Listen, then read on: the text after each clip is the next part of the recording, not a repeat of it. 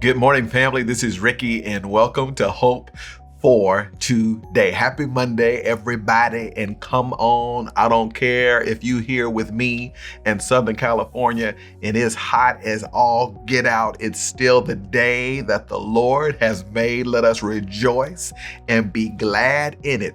Get out your bed, bend the knee, and thank God for another day. Come on, somebody, brush your teeth, both of them. Come on, act like a thing is so, even though it ain't so, in order that it might be so, because God said so. Praying God's victory over you and your life this week. We've been in Psalm 23 week at Hope for Today.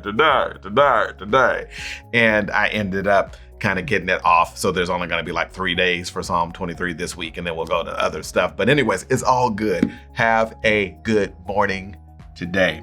I'm in Psalm 23.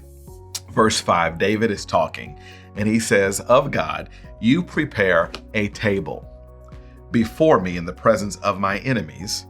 You anoint my head with oil, my cup overflows."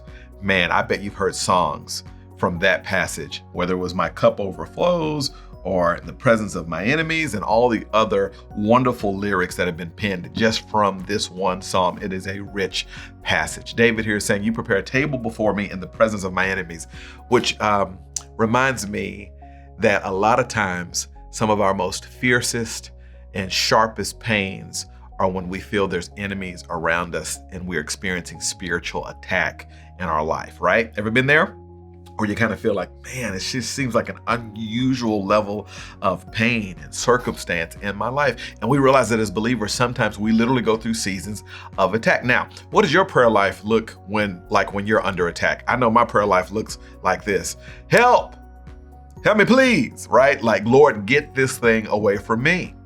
We used to sing this song growing up in church. It was a gospel number. So it went like this. Take it away. Take it away, Lord, take it away from me, Lord. And it was a whole song about a prayer to take it away. Anybody ever been there? Where the pain is so hard, where your only cry is, God, take this away. And that's our prayer. That's our hope, that God, whatever you're going through, will take it away. But you've lived long enough now to know that there are some seasons where God doesn't take the pain away, but he gives you peace while the pain is still there. Who am I talking to today? That realize that the pain you're experiencing today may not be going anywhere anytime soon. But David is thanking a God who's able to prepare provision for him while the enemies are still there. God told me to tell you, he doesn't always just bless you by taking it away. Sometimes he blesses you while you're still in the thick of the storm. He says, you prepare a table for me. So the idea is one of provision. Okay, now, it's not one necessarily of happiness and overjoy. David is not super happy because his enemies are still there. So God hadn't promised to make you happy. He's just promised to meet your needs and make you holy. David is saying, even while I got enemies, he's going to take care of my needs.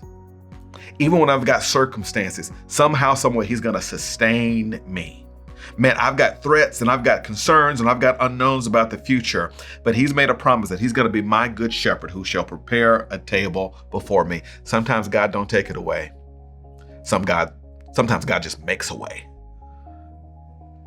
And somebody needed to hear that today. And that's hope for today. I'll see you next time.